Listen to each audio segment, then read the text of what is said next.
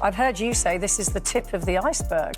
Yes, I'm sure it's the tip. I mean, all the things, I spent 4 years researching this book, but even so, it's only the testimony of the people I found, and I only had 300 people out of 3,000 people that I identified and approached. And we have clearly some legal depositions, we have some cuts. For many months, the palace has been attempting desperately to shift the spotlight away from Andrew Mountbatten Windsor. Fewer declarations and public outings. The less spoken, the better. And yet, just days ago, Andrew and Sarah Ferguson discreetly stepped out together for the first time since the embarrassment of losing their remaining royal titles and distinctions. No balcony, no grins, just a subdued appearance at their granddaughter's baptism, followed by a very conspicuous absence from what came next. Because while other family members went on to the tavern for a casual celebration, Andrew and Sarah did not accompany them. They departed early. And that detail has not gone unnoticed.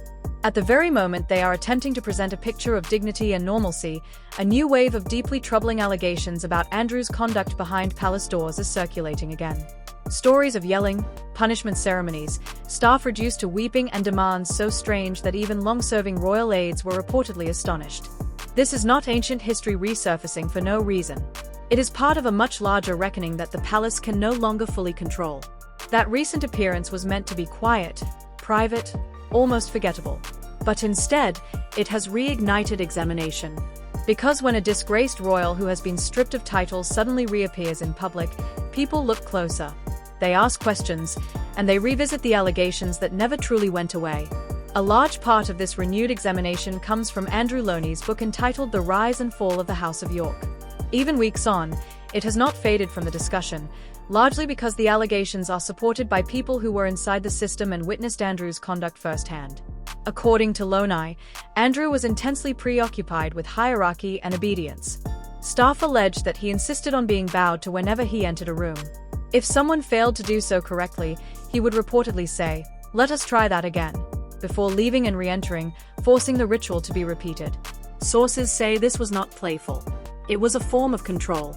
The book also details Andrew's alleged temper when protocol was not followed to the letter. Loney even claims Andrew often had to be restrained during furious arguments with ex-wife Fergie.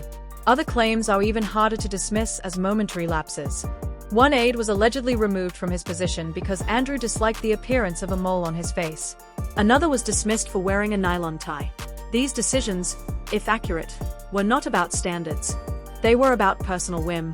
Staff also described what they called humiliating daily demands. Andrew allegedly required maids to climb 4 flights of stairs every morning to open his bedroom curtains despite being physically capable of doing so himself. It was about being served, not about necessity. Then there are the incidents that sound almost surreal.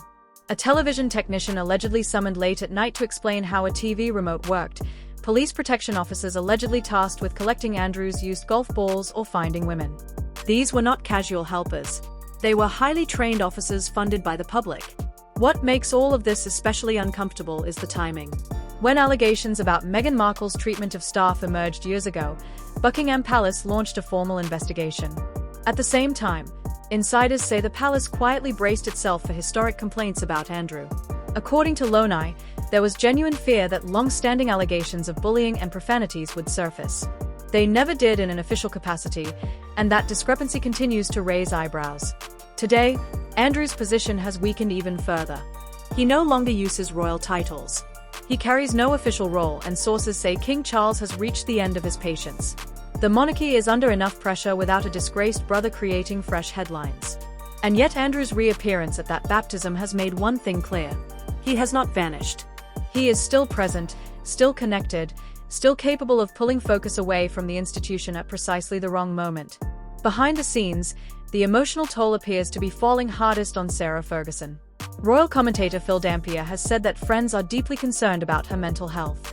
He claims she is close to a breakdown, overwhelmed by the examination and distress that her daughters are once again being pulled into controversy. What is striking is that Andrew and Sarah reportedly believe they are being punished repeatedly for the same mistakes. Titles are gone, reputation is damaged beyond repair. And still the stories continue. But from the palace's point of view, this is not about punishment. It is about containment. As the year draws to a close, there is little appetite for further scandal. Christmas is approaching. Public trust is fragile. And every fresh allegation, every resurfaced story lands harder than the last. And that context matters even more now because of the recent release of previously unseen photographs linked to Jeffrey Epstein. These images, which have circulated again in the past weeks, show Andrew in Epstein's world, relaxed, familiar, and very much at ease in private settings that many find unsettling given what is now known. While Andrew has consistently denied any wrongdoing, the images have reignited public anger because they reinforce a broader pattern people believe they recognize. A man who, according to former staff, exercised control, demanded obedience, and punished those beneath him, appearing entirely comfortable in environments where power and entitlement went unchecked. For many observers, the photos do not stand alone. They sit alongside years of allegations about behavior carried out behind closed doors. Commentators have noted that the images do not introduce new allegations on their own, but they visually reinforce long-standing questions about judgment, entitlement, and the company he kept. Several commentators have pointed out that images often have more impact than words, especially when they appear to confirm what former staff have alleged about his sense of power and immunity from consequences. There has also been a noticeable shift in how these images are being discussed in the press. Rather than being treated as historical artifacts from a closed chapter, they are increasingly framed as part of a wider pattern that remains unresolved. Legal experts and royal commentators alike have stressed that while Andrew denies all allegations, the repeated resurfacing of these images keeps the controversy alive because it collides so directly with recent accounts of his private behavior.